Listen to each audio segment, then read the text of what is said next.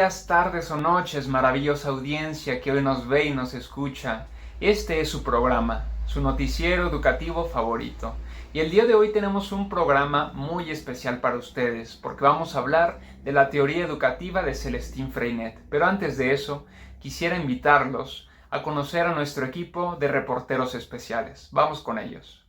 Hola, mi nombre es Rosaritzel Morales Bautista, soy estudiante de la Universidad Ejecutiva del Estado de México, de la Maestría en Educación, y el día de hoy me da mucho gusto compartir con ustedes algunas de las técnicas propuestas por el pedagogo Celestín Freinet.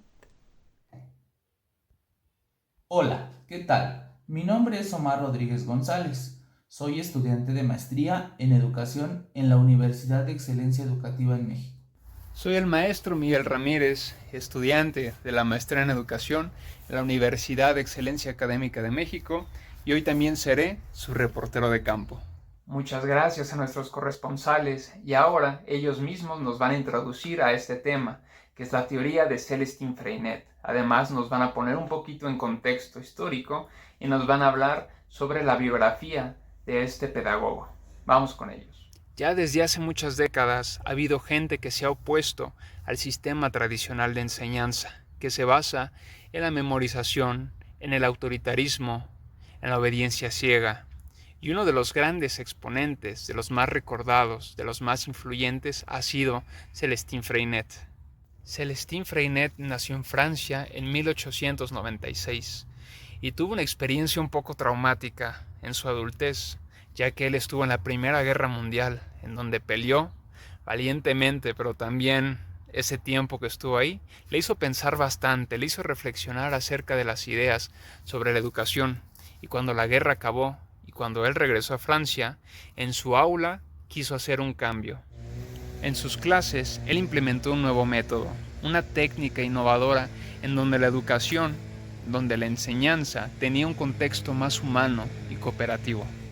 Él trabajó mucho para crear un nuevo método pedagógico que tuviera como fundamento la cooperación, la creatividad, la humanidad, el sentido de la comunidad en el aula, y dejó a un lado todo ese autoritarismo, todas esas obligaciones impuestas y todo aquel método tradicional.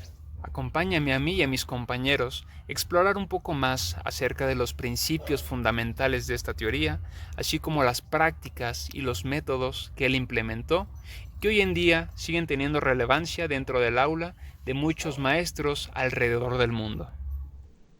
Contexto histórico. Celestín Freinet trabajó como maestro en una escuela rural en el sur de Francia, donde se enfrentó a la realidad de un sistema educativo tradicional que no respondía a las necesidades de los niños de contextos rurales. Su enfoque se desarrolló en un contexto histórico marcado por profundos cambios sociales y políticos en Francia y en el mundo en general. Freinet vivió durante la Tercera República Francesa, que tuvo lugar en los años de 1870 a 1940. Durante este periodo histórico, se establecieron importantes reformas sociales. En el ámbito educativo, la educación se volvió laica, es decir, la ley separó a la Iglesia del Estado en 1905. La Tercera República terminó en 1940, con la invasión de Francia por las fuerzas alemanas durante la Segunda Guerra Mundial. En este proceso, Celestín fue capturado y llevado a un campo de concentración por pertenecer al Partido Comunista, hasta 1941. El movimiento obrero y el socialismo influyeron en sus ideas que promovían la igualdad y la participación de los estudiantes. Sin duda alguna, sus métodos reflejan una visión igualitaria enfatizada en la participación activa de los estudiantes en su proceso de aprendizaje, en la colaboración y la competencia. Como podemos darnos cuenta, el contexto histórico marcó la pedagogía de Freinet, pues preparó a sus estudiantes para un contexto de cambio constante y permanente, que en la actualidad prevalece. Ahora que estamos un poco más inmersos en este tema, nuestros reporteros nos tienen algo especial. Van a profundizar un poco más en esta teoría y nos van a hablar de los principios fundamentales de los que hablaba Celestín Freinet. A continuación hablaremos sobre el método natural. El método natural es una propuesta pedagógica que se encuentra fundamentada en la idea de que el aprendizaje debe ser significativo, contextualizado y basado en la experiencia de los niños. Para poder profundizar sobre esta técnica, analizaremos los siguientes aspectos. Número 1. El aprendizaje basado en la experiencia. Y es que nuestros alumnos aprenden mejor cuando exploran y experimentan el mundo real, es decir, el mundo en el que se encuentran, su contexto. De esta manera, no solamente tenemos alumnos que reciben información pasiva dentro de un salón de clase. Número 3. El trabajo en grupo.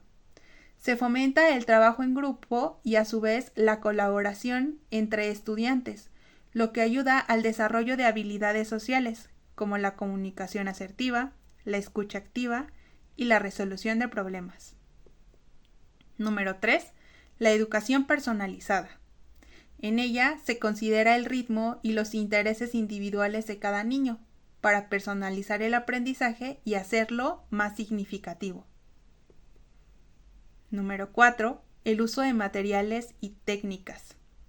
Celestín nos propone que diversifiquemos nuestras técnicas y que podamos aprovechar aquellos materiales y recursos que el propio contexto nos ofrece. De esta manera, no solamente utilizaremos el libro de texto, también nos propone utilizar diferentes tipos de materiales que nuestros alumnos puedan utilizar e interactuar con ellos. Y número 5, tenemos la valoración del entorno. Esto nos ayuda a crear una reflexión. Nos ayuda a que nuestros alumnos puedan ir documentando su aprendizaje, reflexionando en él y de esta manera valorar su progreso. Esto también nos ayuda a tener una autoevaluación. Como podemos darnos cuenta, Celestín nos propone que podamos ir valorando y reflexionando sobre el contexto en el que nuestros estudiantes se desarrollan.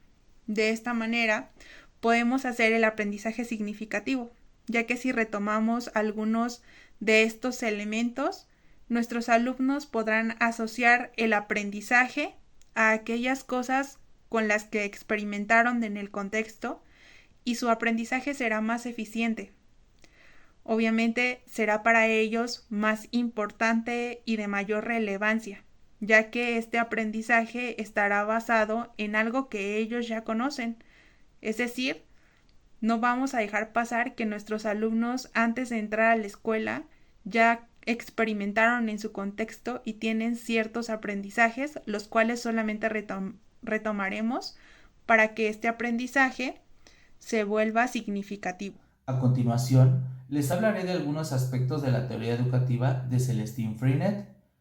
Como primer momento, hablaré sobre uno de los principios fundamentales de la pedagogía, la cual nos dice que el uso de talleres y el trabajo manual han de estar unidos al trabajo intelectual y deben ser valorados como una parte del desarrollo integral de la persona. Desde esta visión, los talleres y trabajos manuales no tienen solamente una finalidad estética o de aprender una destreza, sino que aparecen como respuestas a las necesidades que plantea el desarrollo del currículo. Sirva como ejemplo la construcción de instrumentos de medida para realizar algunas investigaciones escolares. Las actividades plásticas o de cualquier otra tarea que se realizan tradicionalmente en las aulas son conocidos como trabajos manuales y generalmente el fin que pretenden es el de desarrollar alguna destreza o conseguir algunas obras estéticamente bellas. Estos trabajos rara vez están relacionadas con las necesidades del currículo, siendo en la mayoría de los casos actividades segregadas e independientes del mismo. Es evidente que para que esto se produzca, los aprendizajes de una clase deben ser activos y el currículo abierto, siempre que sea posible a los intereses y necesidades del alumnado. Es en este contexto en el que los talleres no son solo un tiempo en el horario escolar, sino un tiempo y espacio permanente que intentará dar respuestas a las necesidades de los conocimientos escolares. Con los trabajos realizados durante el ciclo escolar, se montan exposiciones abiertas a todo el colegio y a los padres y madres de familia, poniendo en práctica los rincones.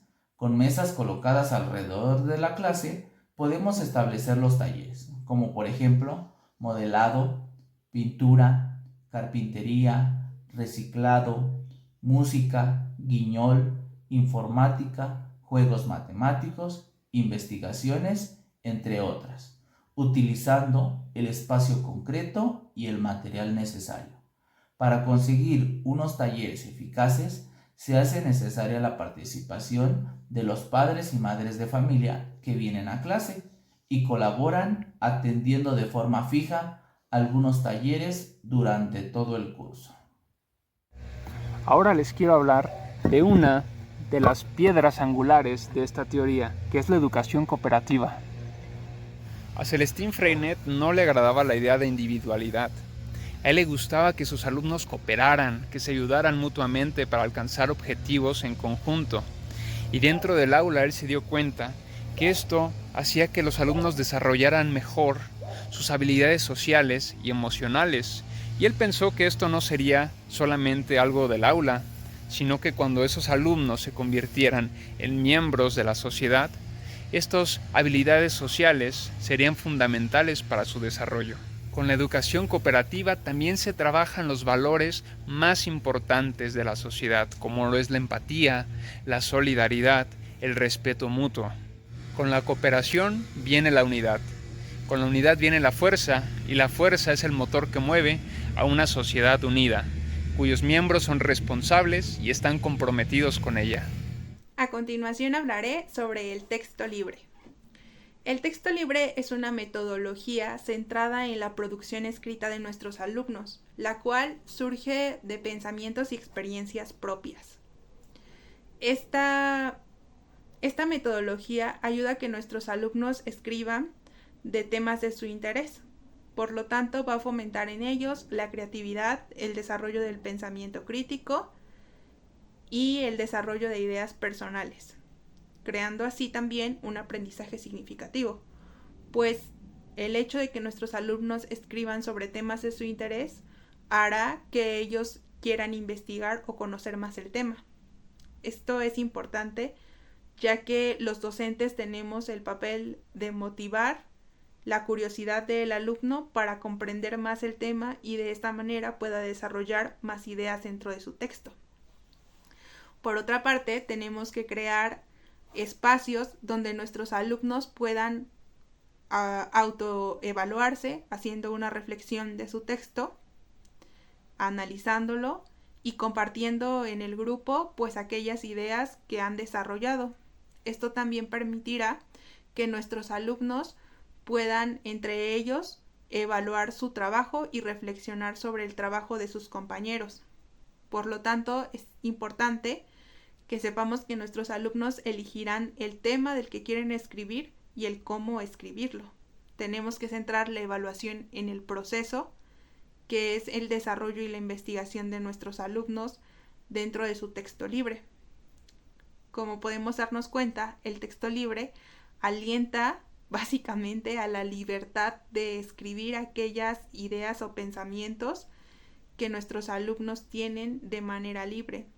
Tenemos que establecer parámetros para la escritura, pero no decirles cómo escribirlos ni qué escribir. Es decir, no les vamos a decir a nuestros alumnos si tienen que escribir un cuento, una historieta, una síntesis, una introducción o algo específico, sino ellos tienen la libertad de elegir qué escribir, pero también podemos establecer algunos elementos a evaluar y eso es precisamente donde tenemos que puntualizar.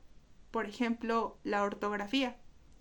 Sin embargo, entre ellos pueden ayudarse a revisar sus textos y checar cuáles son esas palabras en las que han fallado o aquellas palabras que incluso no conocen y pueden investigarlas ya sea en el diccionario o en internet. Otra de las técnicas fundamentales de la teoría de Freinet se llama consulta de la clase. ¿En qué consiste esto? Pues para Freinet la libertad de sus alumnos era muy importante. La libertad de pensar, de imaginar, de crear, de proponer y de actuar. Entonces Freinet sentaba a su grupo en una mesa circular. Él proponía un tema, o quizá dejaba que ellos propusieran el suyo, pero cada quien tenía la libertad de tomar decisiones, de dar su opinión, de participar para tomar las decisiones grupales que llevaran a la mejora. Con esto él promovía la autonomía de sus alumnos y además los ponía a pensar, hacía que pensaran críticamente, que reflexionaran y que participaran en la toma de decisiones en un sistema democrático. Con esta técnica los alumnos desarrollaban habilidades muy necesarias en esta sociedad, las habilidades de comunicación, de participación, la habilidad de escuchar a los demás y de reflexionar todas aquellas ideas colectivas para que al final, juntos, con nuestras opiniones, podamos llegar a acuerdos y podamos tomar el mejor camino que seguir para nuestra sociedad. En este momento hablaré sobre la pedagogía de Freinet, la cual está basada en considerar a los niños y a las niñas en sujetos capaces de dirigir su propio crecimiento moral e intelectual a través de la palabra. Una vez que logran dominar la palabra, también lo harán con cualquier otro tipo de expresiones, en particular con la expresión escrita. La necesidad de escribir y reproducir lo escrito han llevado a incorporar en las escuelas actividades en las que desarrollen esta expresión. Una de las técnicas más reconocidas de esta propuesta pedagógica es la correspondencia escolar, en la cual los textos toman la forma de cartas y tienen como destinatarios a otros niños y niñas de una escuela amiga. Recorreremos una breve descripción de esta técnica a través de algunas preguntas. Primero, ¿qué es la correspondencia escolar? Es el intercambio de cartas, experiencias, textos, materiales que se realizan entre estudiantes de diferentes lugares. Parte de la idea de que todo ser social necesita comunicarse, y en la redacción de estas cartas, los estudiantes pueden escribir vivencias, describir lugares, situaciones, etc., las cuales deben ser corregidas, leídas y entendidas, antes de enviarse, buscando que exista la reciprocidad en la correspondencia, es decir, que exista intercambio de cartas. Segundo, ¿para qué se trabaja la correspondencia escolar? Número 1. Para conocer otras realidades u otros contextos. Número 2. Para fomentar la expresión escrita. Número 3. Para conocer, valorar y respetar otras formas de vivir y otras costumbres. Número 4. Esta técnica motiva la investigación y socializa al niño. Y número 5. También acerca mejorar su nivel de comunicación oral y escrita. Tercero, ¿cómo se hace la correspondencia escolar? En primer lugar, el maestro o maestra debe de buscar otra escuela que tenga interés en tener un intercambio de cartas, procurando que los alumnos tengan la misma edad o estén en el mismo grado. Después, ambos profesores realizan un listado de alumnos para que cada uno pueda decidir con quién se va a escribir estas cartas. Una vez determinado a quién se le escribirá, se escribe primero una carta colectiva donde se informe de las novedades del aula y del centro. Las cartas deben corregirse y tener los elementos necesarios. Se recomienda escribir de manera quincenal para no perder interés. Y una vez al año, como mínimo, se realizará un encuentro con los amigos corresponsales. Algunos docentes tal vez tengan la inquietud de si estas cartas pueden redactarse utilizando las TIC. La respuesta es sí, si el contexto lo permite. Hoy en día, las TIC nos ofrecen unas posibilidades hasta ahora insospechadas. porque nuestros textos, investigaciones, dibujos y videos pueden llegar a nuestros corresponsales al mismo tiempo que los producimos en vez de esperar semanas como en el correo clásico. Y esto anima al intercambio. Sin embargo, esto también implica que se cuide la redacción de nuestro escrito. No obstante, es muy interesante mantener ciertos envíos postales de vez en cuando, ya que la magia de la espera emocionada de una carta es insustituible. Otra de las innovaciones de Freinet fue permitirle a sus alumnos investigar acerca de temas que a ellos les interesaran. De esta manera conseguía la motivación y la participación activa de ellos, de sus alumnos, en su propio aprendizaje. Al permitirles la libertad de investigar por su cuenta, los alumnos desarrollaban capacidades fundamentales para la vida diaria, como es la habilidad de búsqueda, de recopilación de información, de discernimiento de esta, y además algo muy importante, sus alumnos se daban cuenta que en la vida, si tú quieres aprender algo, tienes que tomar tu propia iniciativa y hacerlo por tus propios medios. Y no solamente buscaban información sus alumnos, también la transformaban y la plasmaban en un proyecto que podía transmitir conocimientos a otros miembros de la comunidad. Ahora hablaré sobre la influencia en la educación moderna de dicha teoría. Durante sus años de enseñanza primaria, Freinet se percató de que los alumnos no estaban interesados en lo que se les enseñaba en el aula. Por ello, dedicó todas sus investigaciones a mejorar la escuela, partiendo de los principios de la educación por el trabajo y la pedagogía moderna y popular. A partir de ese momento, creó muchas técnicas que hoy en día se continúan aplicando en las escuelas. A continuación, les presento un resumen de algunas de sus ideas. En primer lugar, el trabajo escolar debe ser funcional, es decir, lo que se lleva a cabo en la escuela debe tener un sentido, una utilidad y una función. Por tanto, la estructura curricular debe ir acorde a las necesidades de los alumnos. Los estudiantes aprenden a partir de las propias experiencias y de la interpretación que ellos hacen de la realidad.